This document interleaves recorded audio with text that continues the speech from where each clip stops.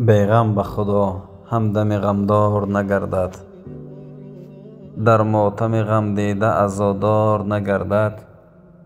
آن خرمن اگر فیض خدا نیست درونش، صد دانه تو گر ضم کنی بسیار نگردد.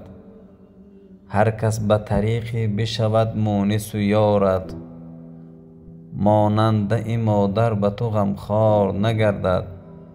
صد عاشق و معشوقه و صد دلبر کوچه، چون همسر تو یار وفادار نگردد. آن کهنه رقیب عرض خدا مرگ تو خواهد، طلا به سرش ریزی به تو یار نگردد. هر شاعر اگر شعر بگوید به طریقی، در خوش سخنی لایق و بازار نگردد. هر سفل صفت مردی به عزت نشود هیچ، هر سنگ سیه لعل گوهر بار نگردد.